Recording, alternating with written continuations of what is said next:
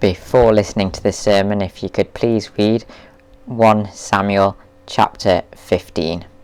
There should be a link below this video. Who do you picture when you hear the name Doctor Who? Or who is your James Bond, the person you most associate with the character? James Bond and Doctor Who have looked different throughout the decades. In some way, each one was a reflection of their time and culture. If our two most recent Doctors were placed into the 60s and 70s, they'd stick out like a sore thumb. For our last Doctor, Jodie Whittaker, was a woman, and the next future Doctor has a skin colour that is black. Sadly, equality and diversity were sadly lacking in the 60s and 70s, and so our latest Doctors would stick out like a sore thumb. Likewise, if you placed the first two James Bonds into the 21st century, their cigar smoking and womanizing would be completely out of place.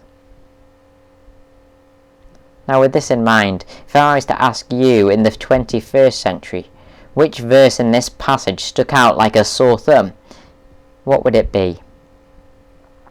If I was to ask the Old Testament Jews which verse caused them the most outrage, what would it be? Would it be the same? The verse that stuck out like a sore thumb for me was verse 3. In verse 3, God commands Saul to put to death the Amalekites.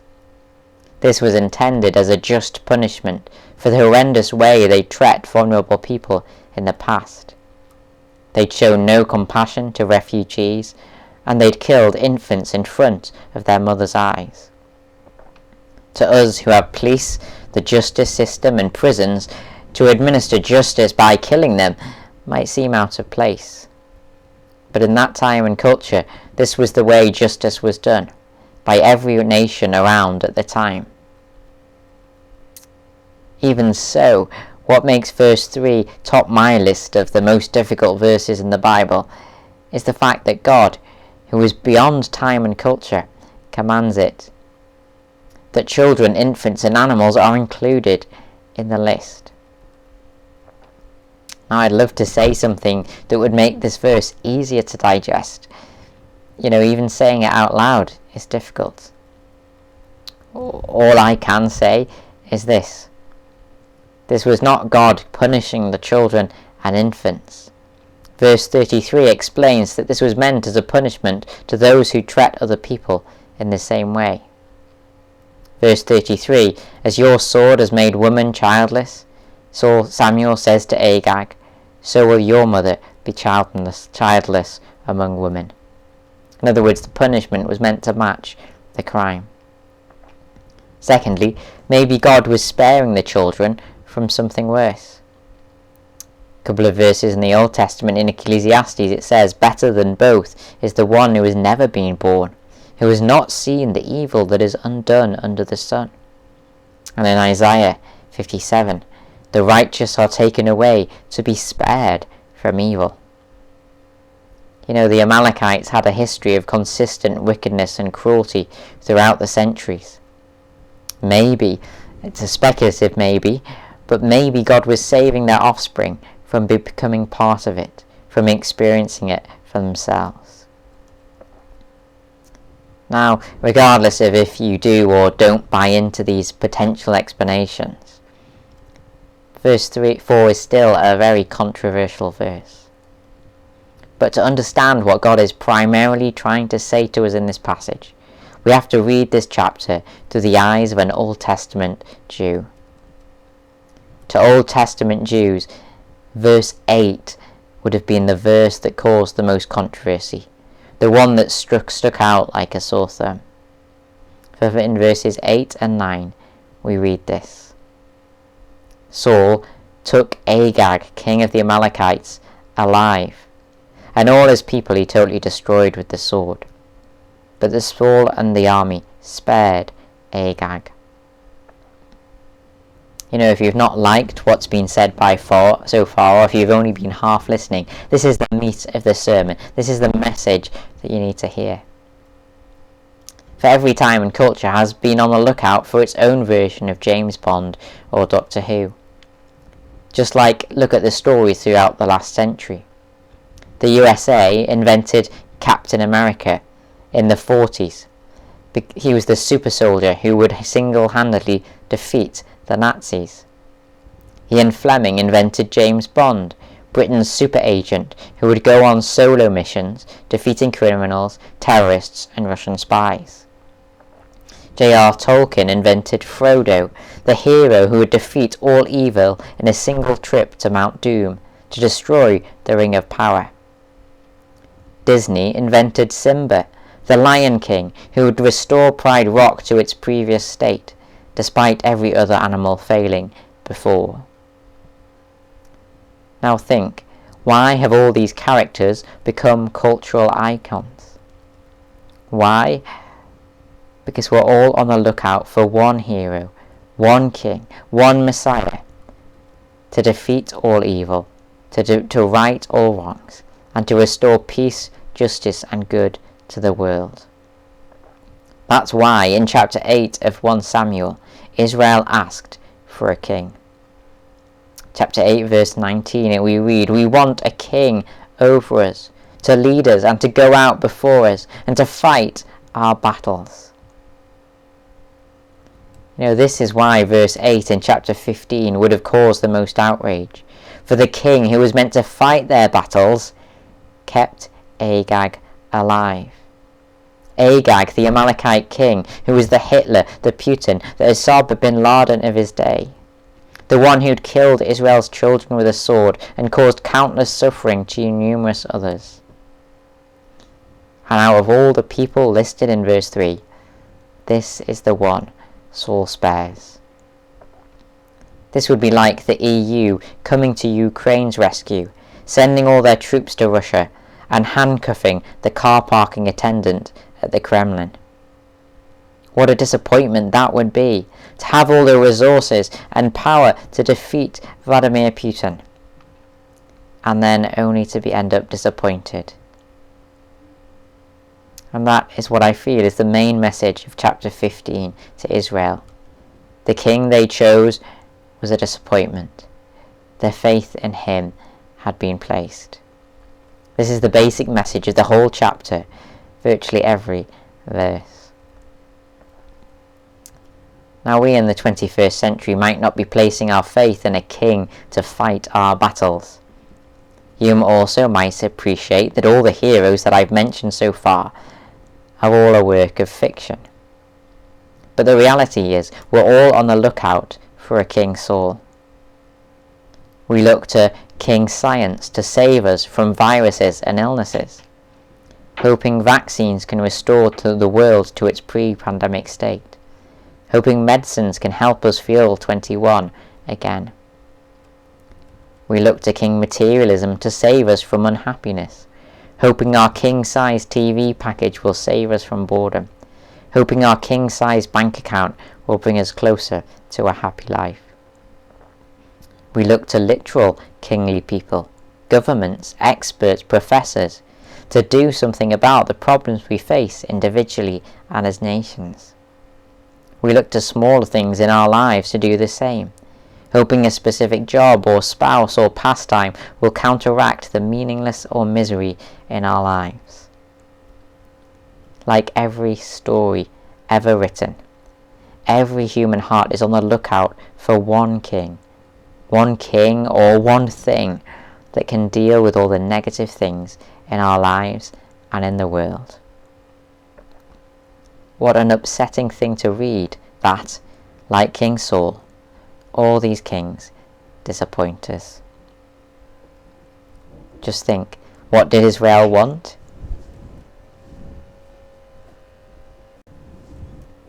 Israel wanted a king over them, to lead them, to go out before them, and to fight their battles.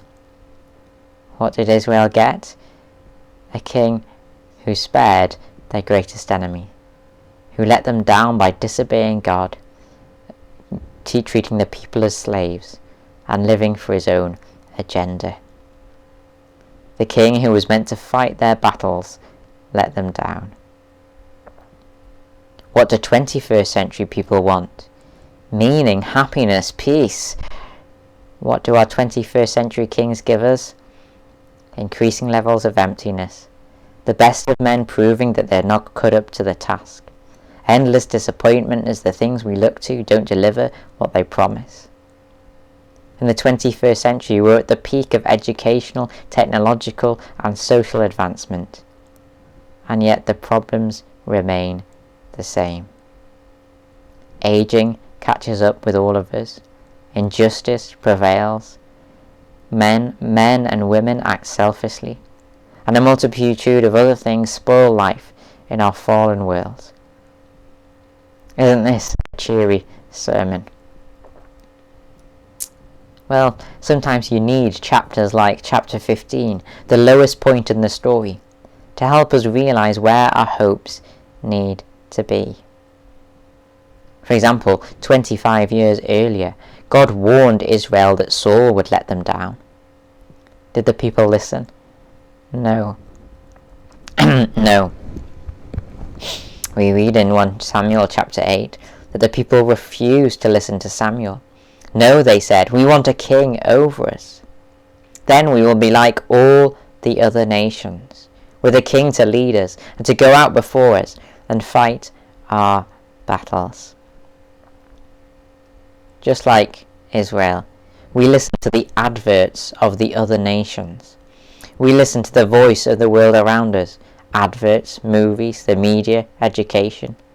And these voices keep insisting that mankind has the solution to all the problems in the world, that kings and things are the solution. But, in the words of a secular musician, maybe slightly taken out of context, but this is what Sharon Van Etten said. Like cigarette ash, the world is collapsing around me. Let's try to do the best we can, but I think I need more than the flowers and letters, man. You know, sometimes we need to hit the low points to realize that these things, though good, don't have all the answers to all the problems that we face. Thankfully, God uses these low points to point us in a better direction, the direction of the much better king that he would send. Reading from verse 28. Samuel said to Saul, the Lord has torn the kingdom of Israel from you today, and has given it to one of your neighbours, to one better than you. And then again in chapter 13, your kingdom, Saul, will not endure. The Lord has sought out a man after his own heart, and appointed him ruler of the people. Chapter 15 of 1 Samuel, the ultimate low point, was meant to point Israel in the direction of King David. King David being the one who would secure justice for the oppressed. King David being the king who would save Israel from their enemies. The one who would establish peace and prosperity in the kingdom. The longing of every human heart for some Captain America or Doctor Who or James Bond type figure. The one who would deal with all our enemies. This longing would be answered in King David, the one that God would send. It was for reasons like these that Jesus adopted the nickname, the Son of David. For, like King David, he would answer the longings of our hearts in an even bigger way. Jesus promises that he will secure justice for the oppressed. Jesus promised that he would save God's people from their enemies. Jesus promised that he would establish peace and prosperity in the kingdom of God, what is sometimes known as the new heavens and earth. These are things that Jesus promised that he will do when he comes again. And yet, all too often we relegate Jesus to just a nice and compassionate person, or a good teacher, someone who can comfort us and give us good advice. But, as that song by Sharon Van Etten that I read before reminds us, We need more than that. She sang, like cigarette ash, the world is collapsing around me. Let's try to do the best we can. I think I need more than the flowers and letters man. We need more than a flowery Jesus, a Jesus who can only comfort us. The world is collapsing all around us. We need someone to fix it. We need more than a letters Jesus, a teacher who can give us good advice or write letters asking the perpetrators of injustice to stop. We need a King Jesus, someone who will fight our battles and defeat our enemies. We need a Messiah, someone good enough and great enough to get his hands dirty and do something about all the problems in this world. Every other story in the world makes us long for such a person. And every page in the story of the Bible is meant to point us to Jesus as being this person in the flesh. For on the day Jesus comes again, he will deal with all these enemies for good. As Paul said in 1 Corinthians, when Christ comes, then the end will come, when he hands over the kingdom to God the Father, after he has destroyed all dominion, authority and power. For he must reign until he has put all his enemies under his feet. The last enemy to be destroyed is death. So, how should you and I respond to this news? Well, firstly, the fact is we've all rejected God as the solution to these problems for far too long. We look to other things for answers instead. That's why confession is the first application of chapter 15 for all of us. And yet notice how Saul avoided confessing for as long as possible. First, Saul hid behind excuses. Saul blamed his situation. The soldiers and the people were the cause of his disobedience. Saul's confessions always included the word but. But I've got a very good excuse. Saul also hid behind religious hypocrisy. Saul pointed out the good he'd done to hide from the bad that he'd actually done. Saul tried to pacify God by his half-hearted religious devotion. Saul also hid behind other people. He described God as the Lord, your God, Samuel's God, not his. And he joined in with Samuel when Samuel worshipped God, even though he had no personal relationship with God himself. In your life, all these things can act as barriers to confessing your sin as well. Hiding behind excuses, hiding behind religious hypocrisy and good deeds, hiding behind other people, being part of a church of people who believe and trust in Jesus, yet never doing this yourself. One application to this passage is confession, admitting that we've looked to other kings and things as saviours, rather than looking to God and Jesus Christ. And the second application is hope. Verse 28. Samuel said to Saul, "The Lord has torn the kingdom of Israel from you today, and has given it to one of your neighbours, to one better than you." Now every product advertised tries to make out that it's better than what's gone before. Just think about toothpaste and toothbrushes. Every toothpaste brand claims that they're better than Colgate, or that they're better because 3 colours come out of the same tube, or that they're better because people who've already got great teeth advertise their toothpaste. Every toothbrush company claims that their toothbrushes are a better shape, or are better bristles, or that they're better because they are electric. Now what I want you to do is look at the next 10 people you meet in the eye, and then look at their teeth. Chances are the majority of them will have teeth missing, have false teeth, blackened teeth, yellow teeth. You get the picture.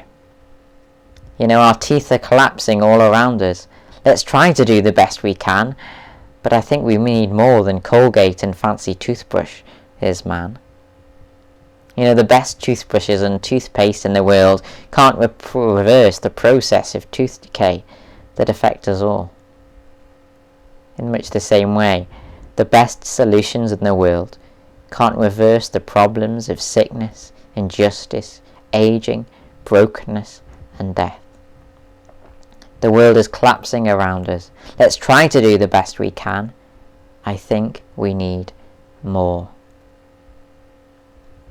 Thankfully, in Jesus, this is what we have, something better. King Jesus offers us a better hope, a better promises, a better country, a heavenly one, an even better resurrection. That is what the book of Hebrews says. For when Jesus comes again, he promises to secure justice for the oppressed, to save God's people from their enemies, to establish peace and prosperity in the kingdom of God. What an amazing hope that is. I've got a suggested link to a song that you might like to listen to that kind of recaps some of the themes that we've been talking about in the last 20 minutes. Maybe you'd like to click on it afterwards.